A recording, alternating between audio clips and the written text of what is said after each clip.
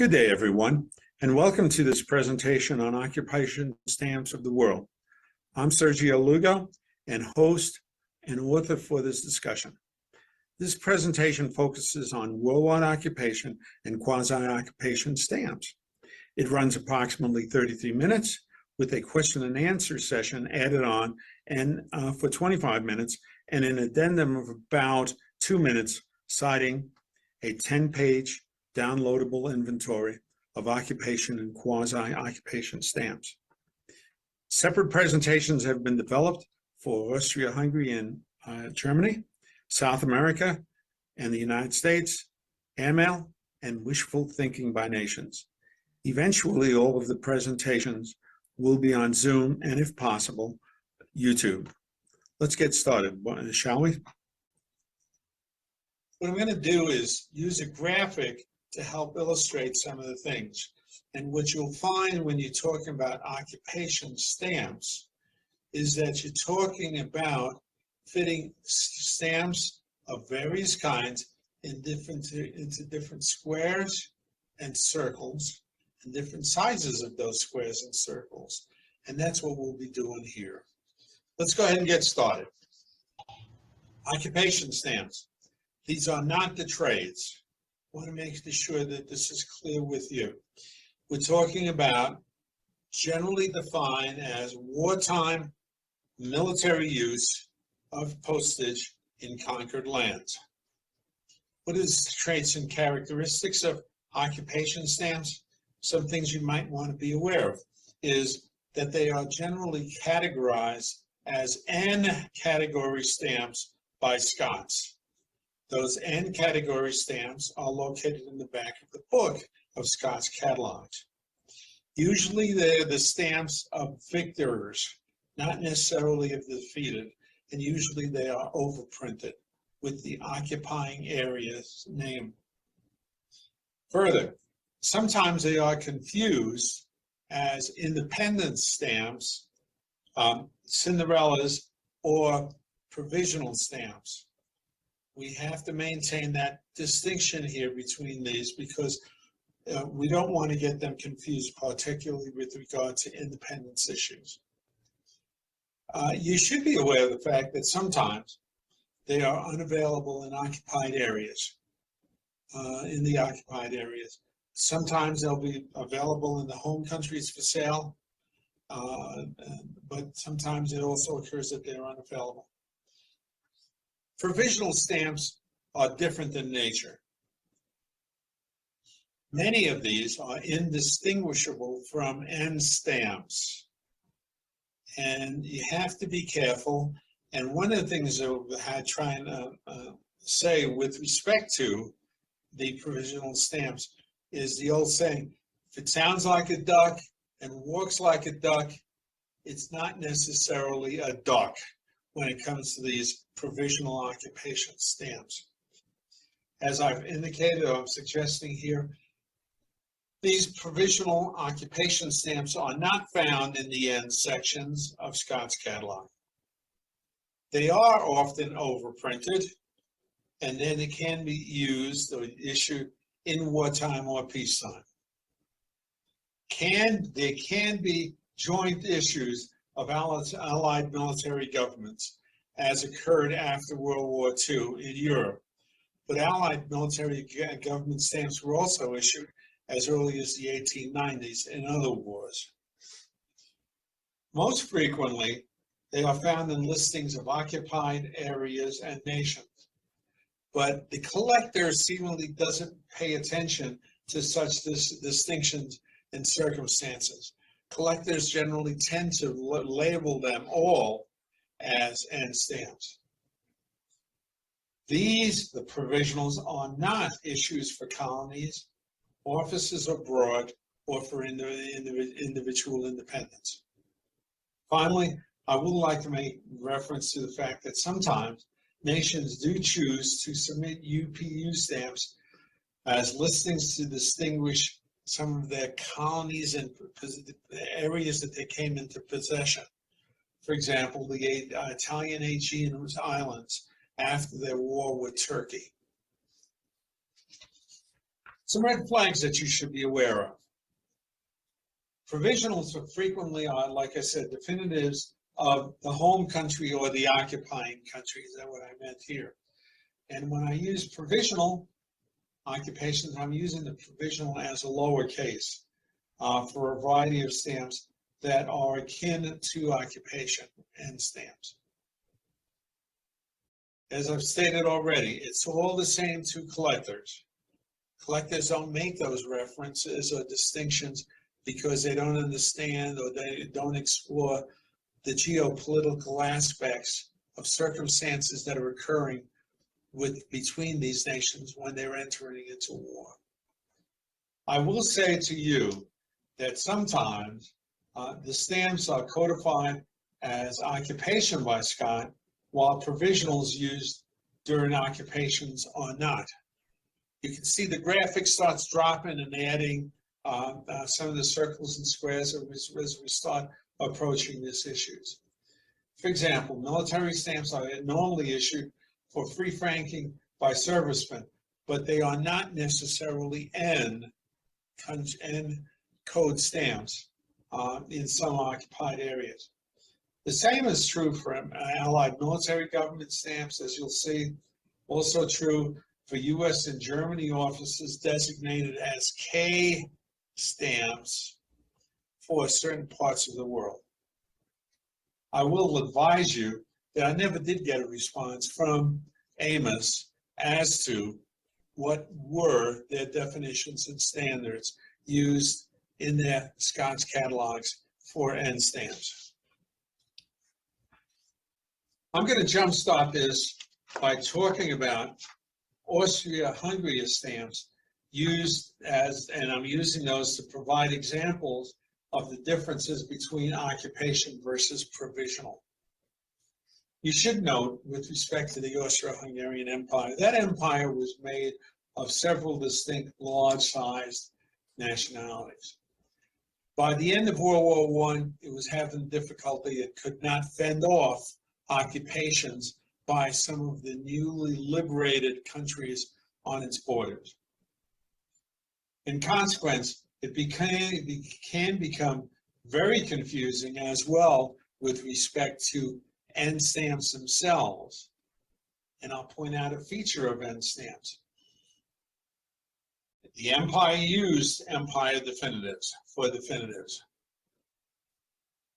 In addition, rebel groups that were communist-oriented occupied areas where they did not issue N stamps use the country's definitives, but must be treated as provisional occupation stamps.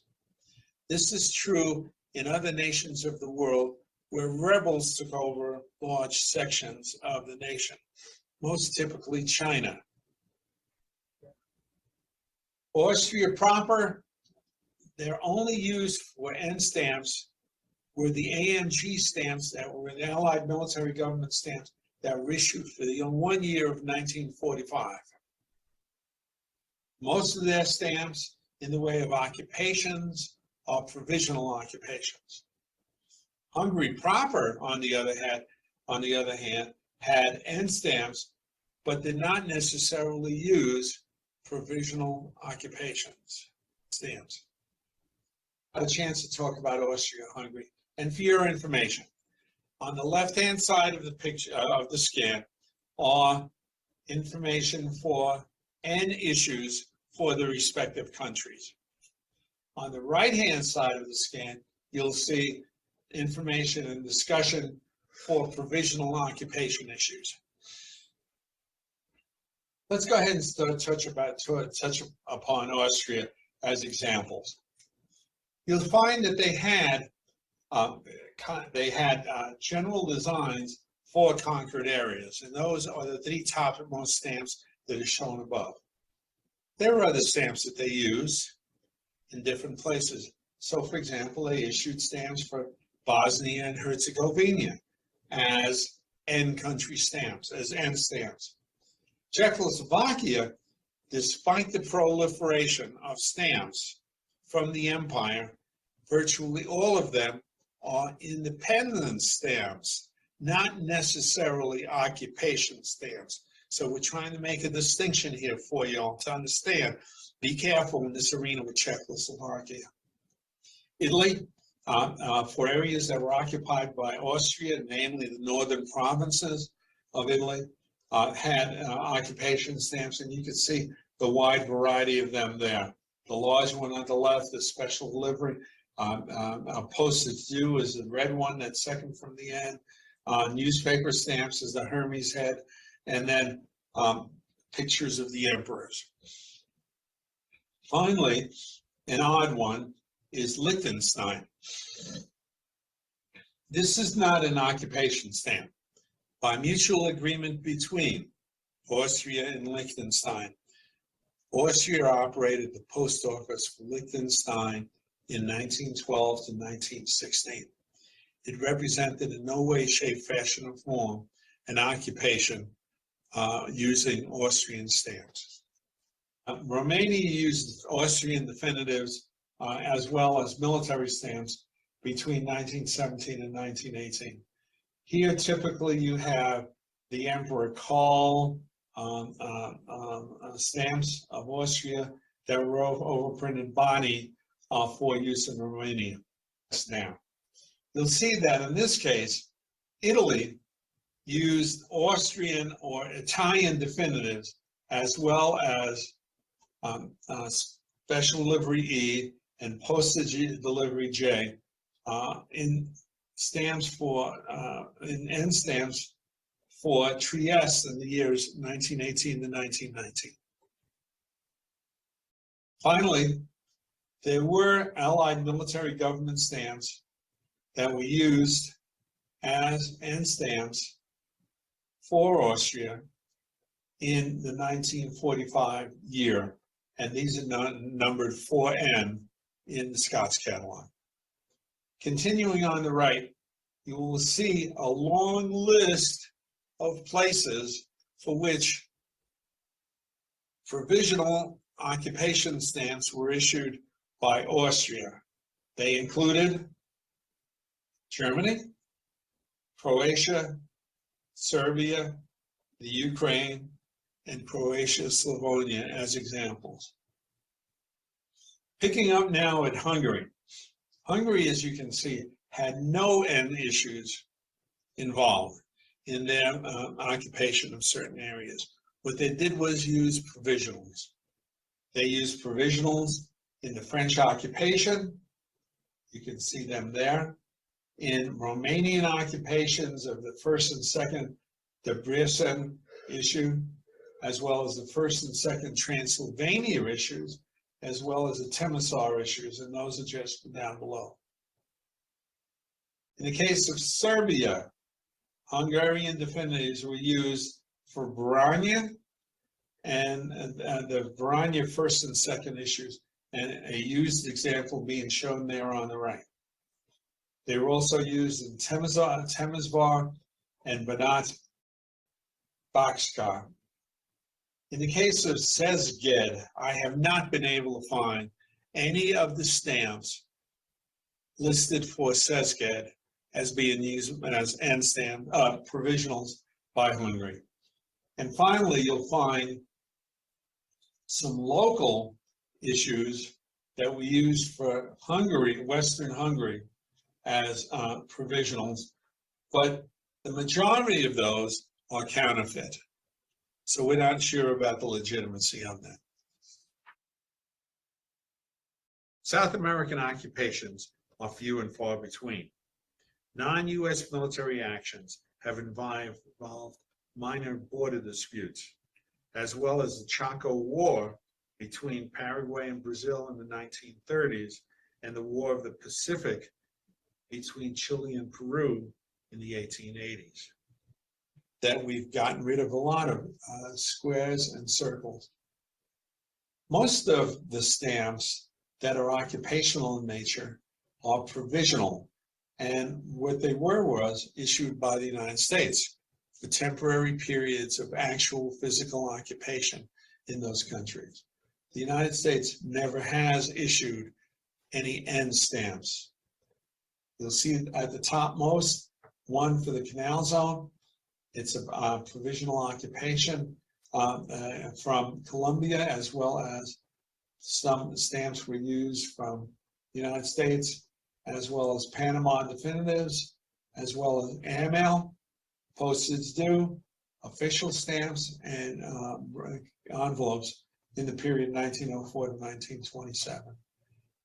Cuba, I don't have anything illustrated, but provisionals were included using Cuba and U.S. definitives, special deliveries, postage dues, and envelopes in the period 1898 to 1899. The Danish West Indies never had any provisionals or issues by the United States. Puerto Rico did.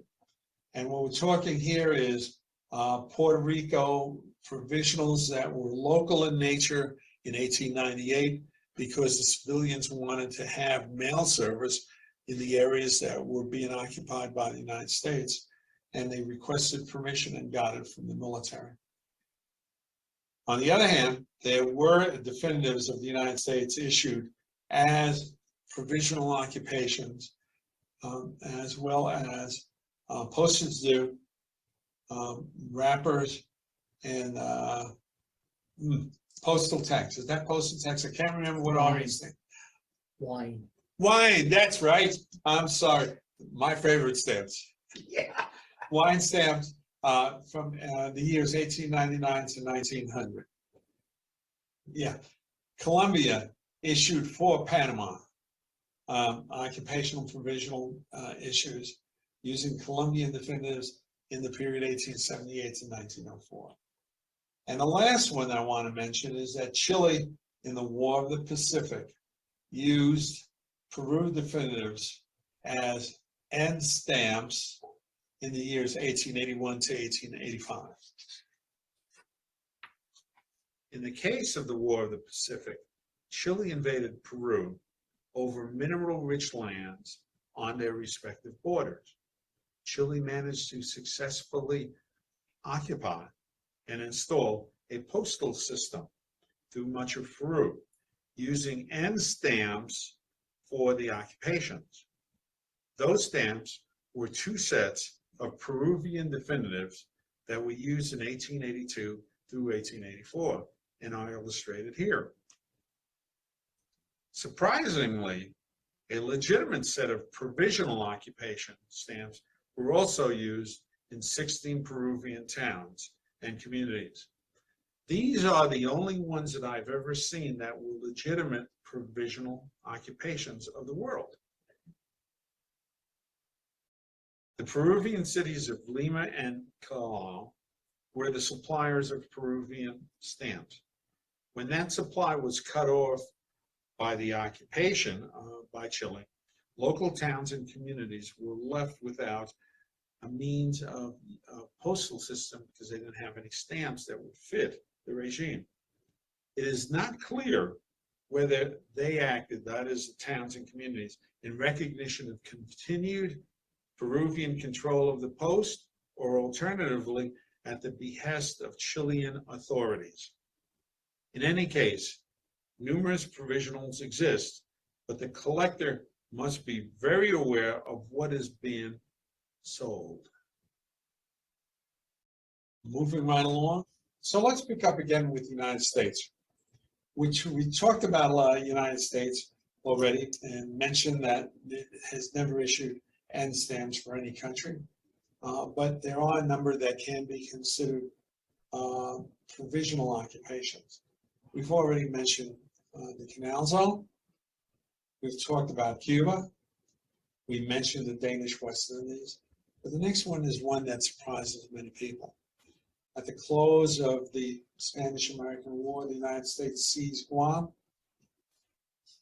and issued provisional occupation stamps using U.S. and Philippine definitives in 1899, and in 1930, during a temporary shortage of stamps, locals were printed that were known as Guam Guard Mail.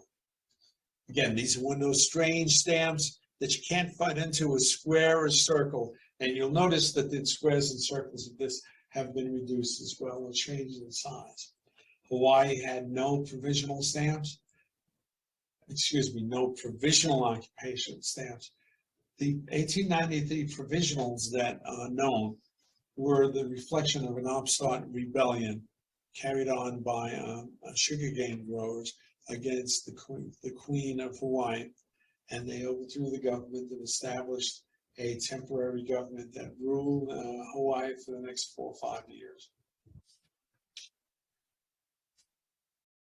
We're going to talk about an area that has even fewer stamps that can fit into these things, and we're talking about Airmail stamps. These are few and far between, generally hard to find, and they kind of represent quasi-occupational occupation stamps in the period after 1925. There were a variety of stamps were used as end stamps or related occupation provisionals that we've also mentioned, as we mentioned already. The jurisdictions below had such stamps and are identified in Scott catalogs as either N or NC, Airmail occupation, or their regular issues were used in the territory occupied. These 13 jurisdictions are identified in the 16 scans of worldwide occupations by the Scott Code ZC, and if illustrated, if possible, from examples in my collection of stock. Here you have an example from the Canal Zone, issued in 1927 and effective for another, I believe, 2 years, 3 years before we reached agreements with Panama as to the use of the Canal Zone. And finally, on the right is one from Tripoli that's an Airmail stamp, and it's very distinct. You can see other countries like Spain, Syria, Memel, but I will be candid with you. I think I missed a few of these as I was going through the catalogs country by country. Libya. Italy had seized Libya from the Ottomans in 1912, maintaining it as a colony for the next several decades. In 1939, the colonial status was changed to becoming annexed to Italy and as part of Italy. The Mussolini-Hitler-head airmails are quasi-occupational in nature. Additionally, 7 Cyrenaica airmail stamp definitives were used as quasi-occupational airmails by Italy. Finally, following World War II, France took possession of the area using an occupational airpost from 1946 to 1951, using 4 Faison definitives in Libya. I'm not going to explain Faison to you, but I will remind folks that Faison had been occupied by the French in World War II, and they extended their control after World War II. Okay. By the way, those are also expensive. Okay. Yeah. Last area I'm going to talk about is Manchukuo. Manchukuo was seized from China beginning in 1932. It was known otherwise as Manchuria until that time.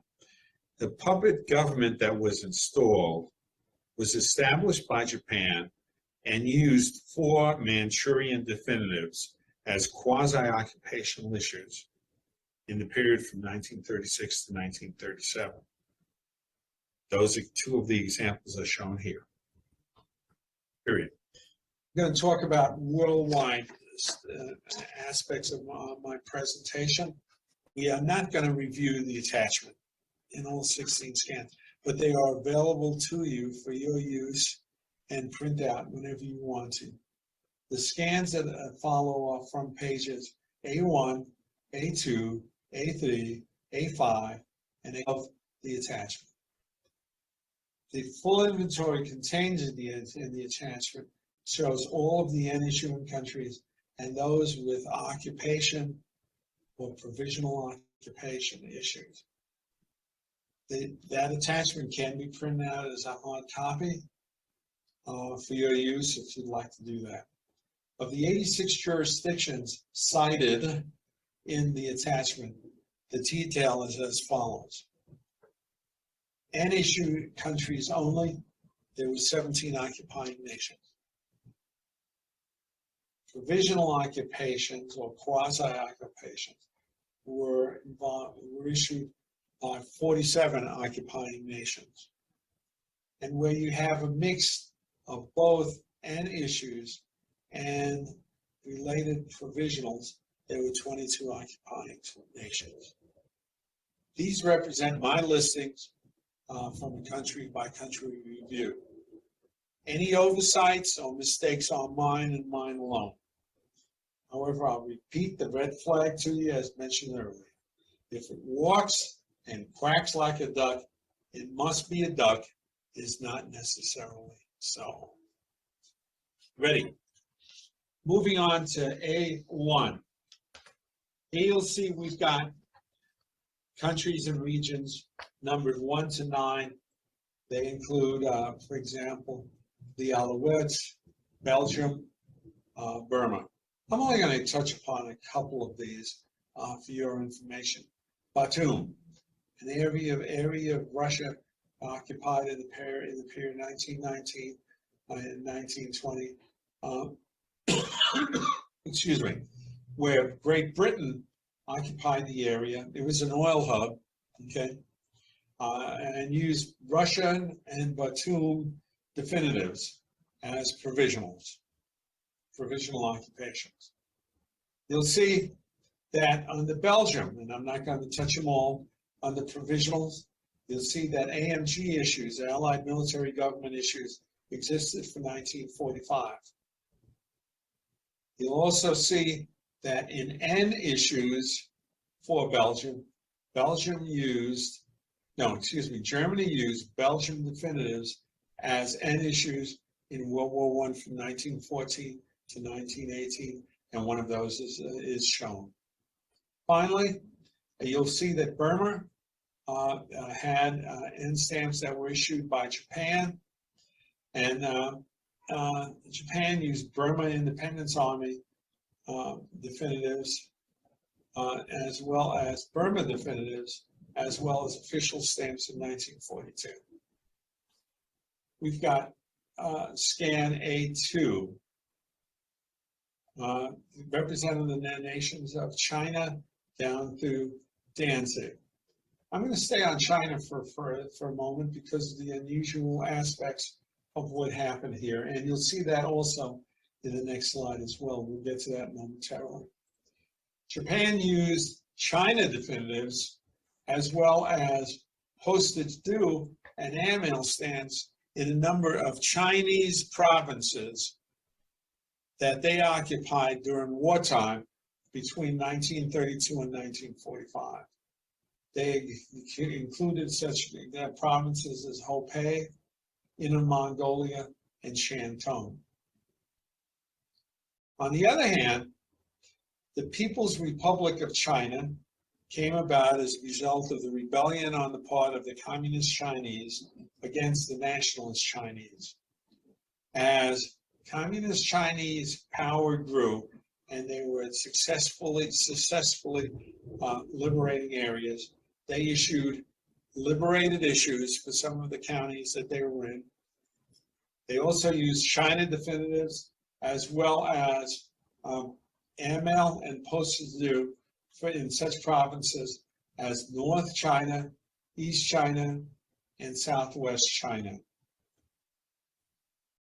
Danzig was an independent territory after World War I, but it was annexed by Germany in 1939, and it used as a semi or quasi occupational stamps.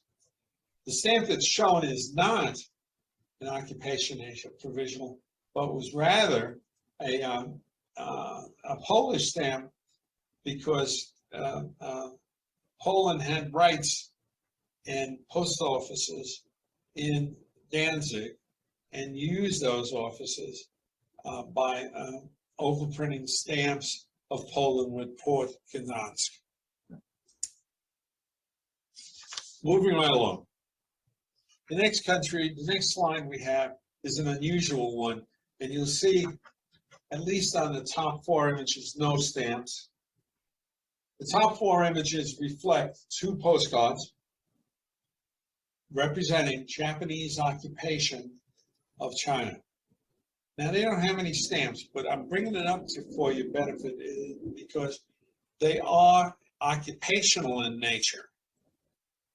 They represent areas that were taken over by Japan as end countries and showed military activity in those areas by the Japanese. The top left and the right, okay, was from a machine gun company of the 16th Infantry Regiment of the Japanese in South Manchuria, and it was sent by a Kitami Sochora. The ship was the Ida Maru, and was a Japanese freighter. And the card, this is the front and the back, is an unofficial printed expeditionary greeting card that was censored by someone by the name of Yamada. The next 2 shows a Chinese soldier on the left, and the backside of the card was issued in 1938. By the way, both cards are significant. The top 2 cards are at the onset of the Manchuria Japanese incident, which some consider the start of World War II in 1932. In 1938, continued fighting on the part of the Japanese in their 6th year of occupation of China. The bottom of the envelope is clearly a philatelic item, but it is very much occupation related. If you look closely, you'll see the initials VJ. Those VJ initials represent victory over Japan on a cover that was issued by the Manila Post Office on September 2nd, 1945, which was the day Japan surrendered and her imperial ambitions ended in the Pacific area. In my mind, I believe that this was a cover submitted by Tech Sergeant Erda Bruger, and that's all I'd like to add about that one. The 2 sources. We have added scans to the original presentation that show different aspects of occupation philately. The souvenir sheets shown now and in the next 2 scans were added from Denver area resident Steve Banowski. They show N and NB souvenir sheets of the general government of Poland in 1942 to 1948. The stamps were printed in blocks of 8. The next edition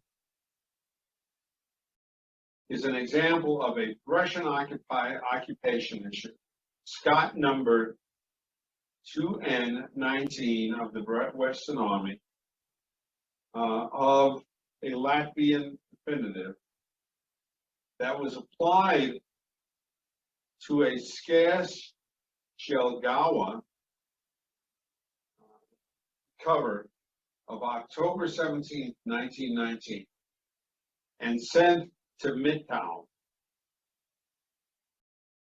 We thank the S firm for making this available for offers of one of the few occupation postal history items that I've seen.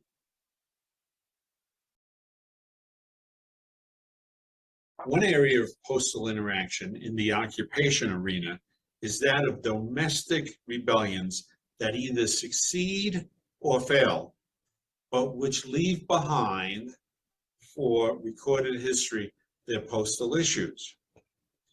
Each and every one of the examples mentioned below, or mentioned next, pose quandaries for the collector. First, the Congo, and the breakaway province of Katanga and its issues in the 1960s. Second, China and the breakaway rebellion of the successful Chinese communists and its liberated area stamps and those of a quasi-occupational nature for area of Chinese nationalist control overrun by the communists between the period 1942 to 1949. Third, Turkey.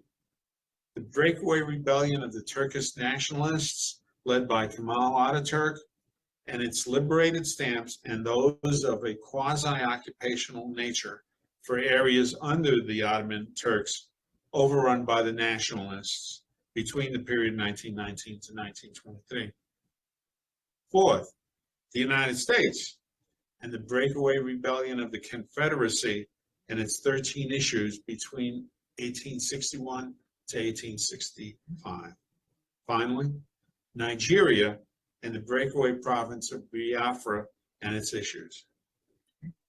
We'll come back now for a moment to China and Turkey and Asia.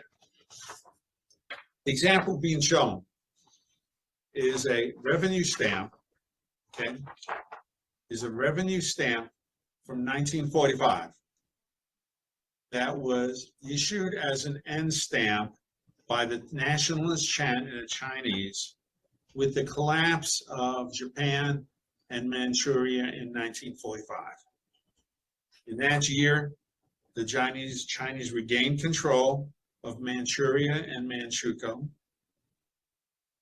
and they used Manchukuo definitives as quasi-occupational stamps for the northeastern provinces.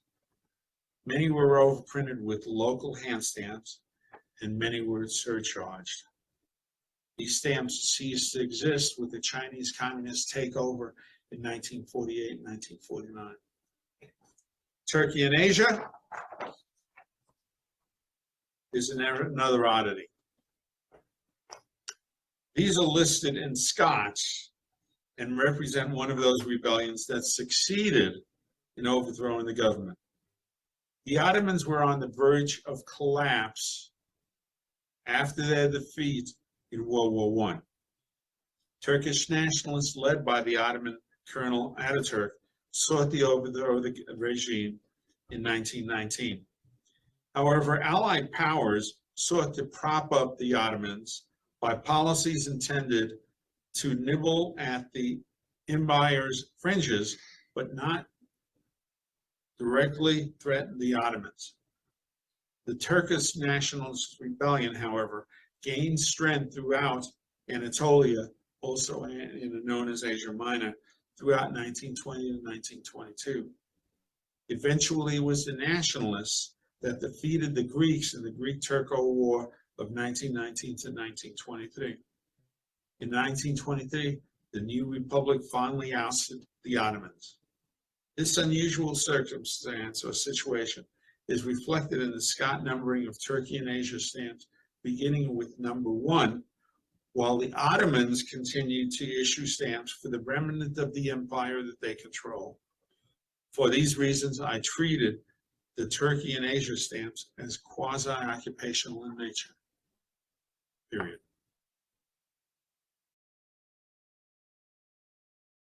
With that, ladies and gentlemen, we conclude the presentation on end issues as well as those issues that we can consider as quasi-occupational and or provisional occupations.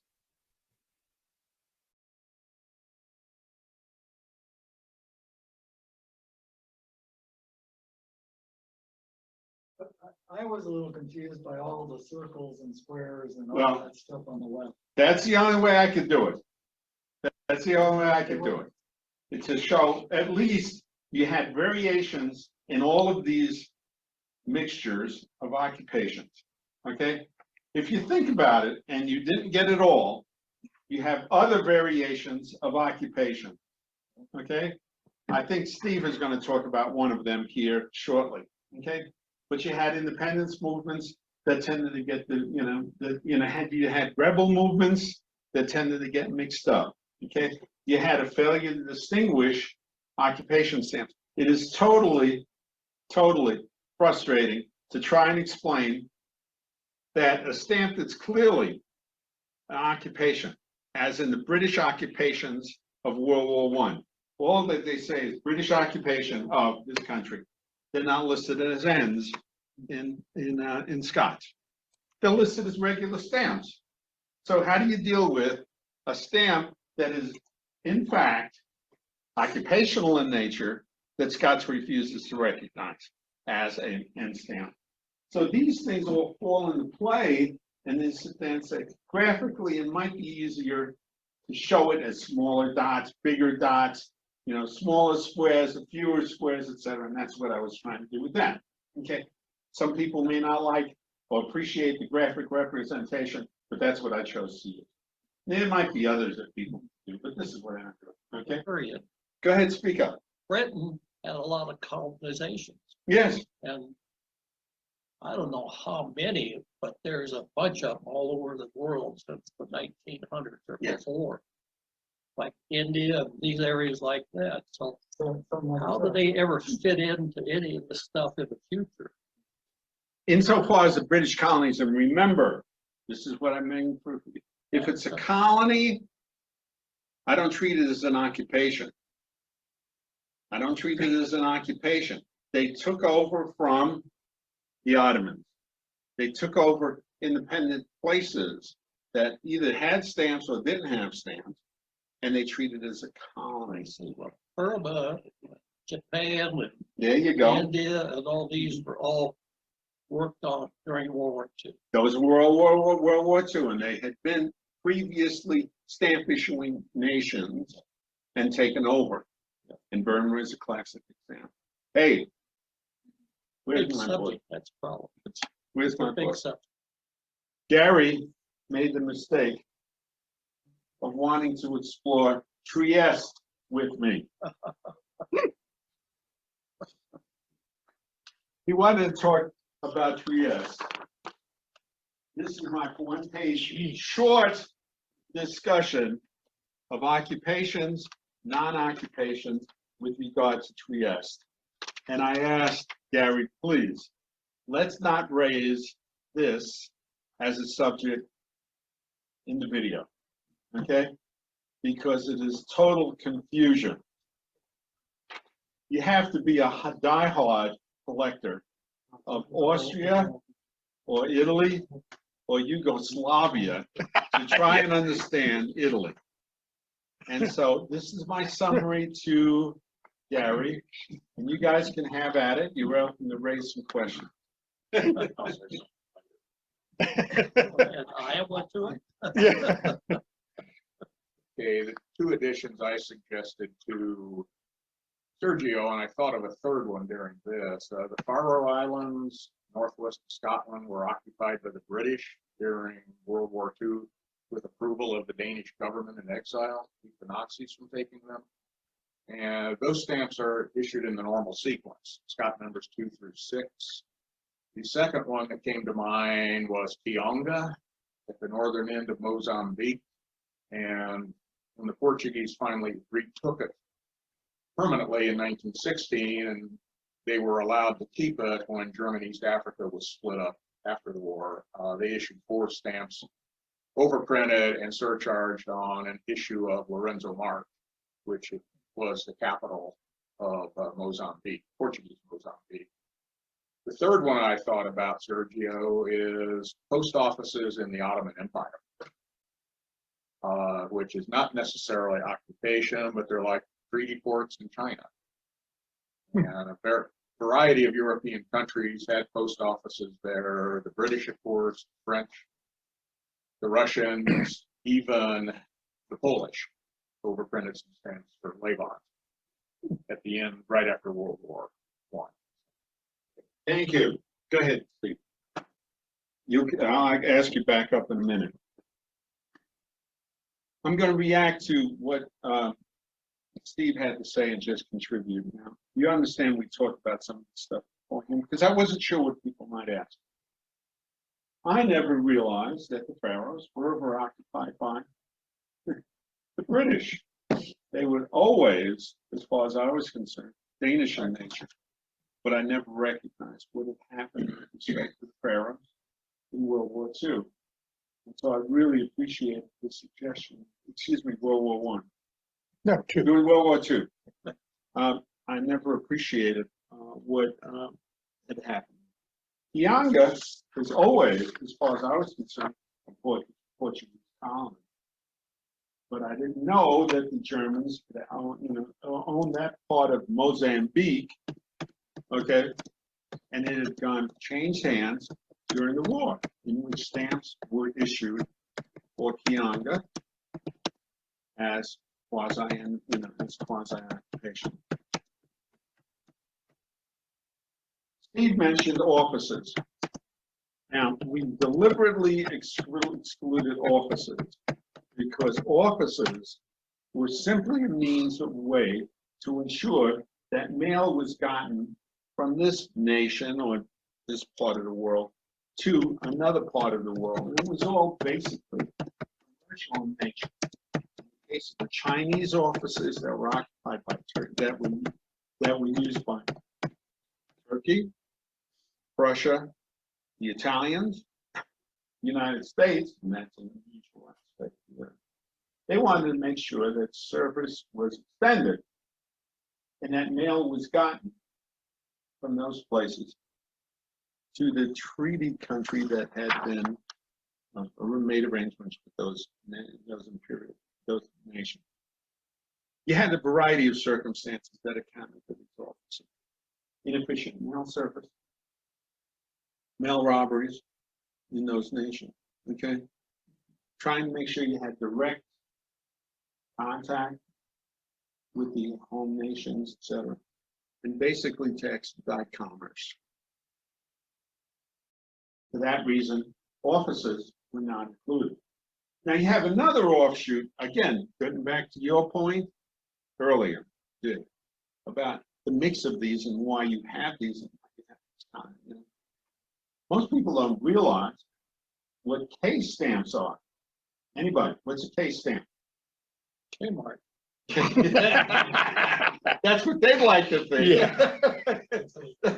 But a K9 was case stamp. It's obsolete. No. Listed in what? What? Yeah, there you go. But there are other K examples. You all have seen the case stamps. They're the Washington Franklins of the early 1900s that were overprinted. Okay, Shanghai. These were treaty ports. The treaty port was simply a negotiation between one nation and a colonial empire to use offices in those nations, in colonies, possessions, to expedite the mail. That's what case stamps are. And those are what the Shanghai stamps are of the United States, not occupation. Puerto Rico had K issues, and most of you would not realize what they were. 1840s. Great Britain wants to expedite commerce with Puerto Rico, arranged treaty ports with San Juan as the treaty port. Those treaty ports were expanded in the 1870s, okay, to the rest of Puerto Rico to include 9 treaty ports. For those of you that don't know about it with respect to Puerto Rico, France did the same thing. 2 treaty ports were used, not occupation stamps. If you ever want to buy a cover of those treaty ports, be prepared to shell out about $15,000 for each one.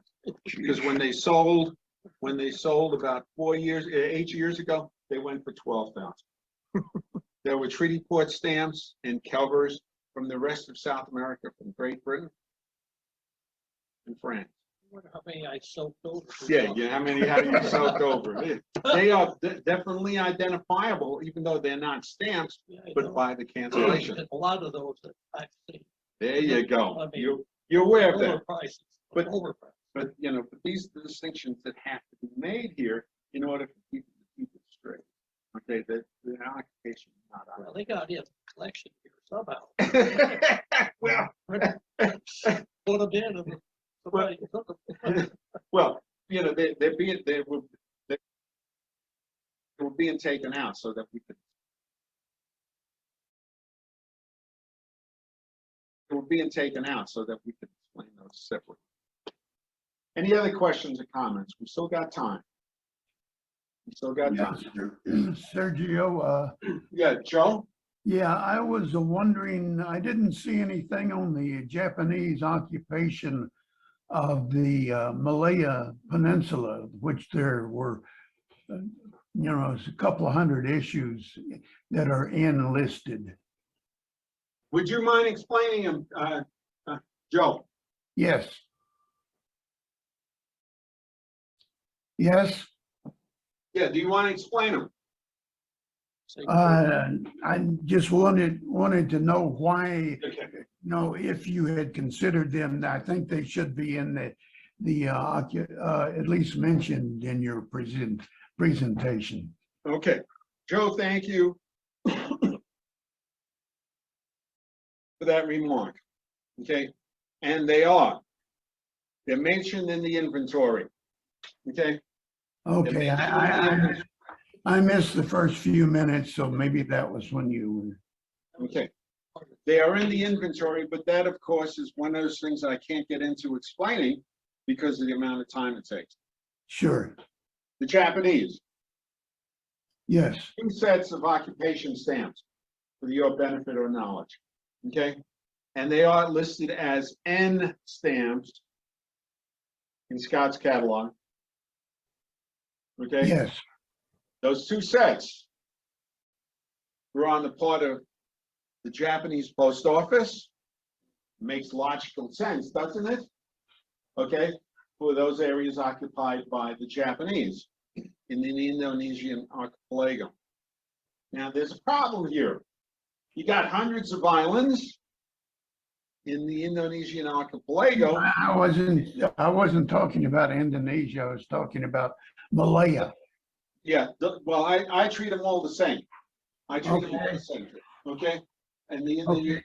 okay, because we are talking Malaya and Dutch Indies, really, Dutch Indies, okay? Thank you, Joe. But the Japanese have got a problem here. The post office cannot extend services to every one of these islands. So what does the Japanese Navy do? Take a guess, anybody? They pull off their own system. Okay, they pull off their own system and come up with occupation stamps for the Dutch Indies and the Malaya conquest. And you'll find, as Joe mentioned, hundreds of examples. Joe, do you find them listed necessarily in Scots? For Malaya, yes. I don't know about Indonesia. I've never. There you go. For Malaya, they do show them. Malaya, they do show them in Scots. They don't say a word about the Japanese islands that were in the Dutch Indies and their post office. Extraordinarily popular with the Dutch and Indonesians, but little heard of in the United States. By the way, it was suggested, Steve suggested to us that we come up with another category. He came up with the last minute yesterday, and I said, good, I don't think we can do this, okay? And he calls them wish lists, okay? Okay, and those wish lists are stamps issued by countries that wish they had possession of these areas. Steve suggested 3 from South America. Ravi suggested 1 from Pakistan, and I suggested 1 additional one, and probably the most prominent one, the Argentinians and the Falkland Islands, also known as the Malvinas. So that's one piece that we have to develop.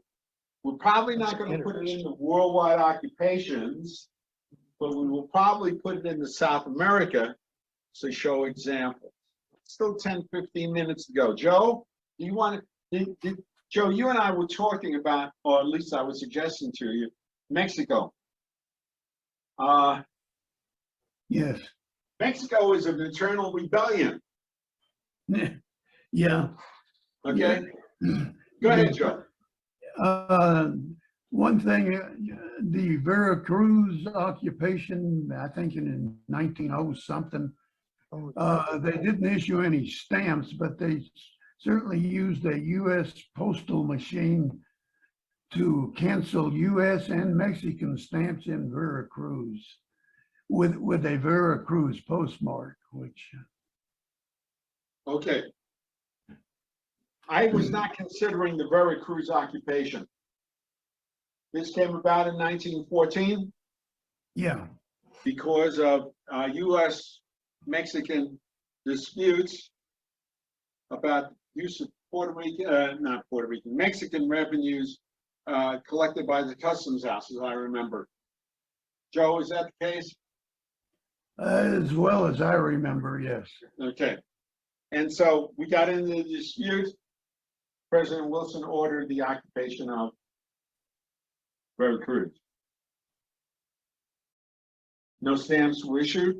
There were a couple of revenue stamps that were issued that had Mexico on top and USA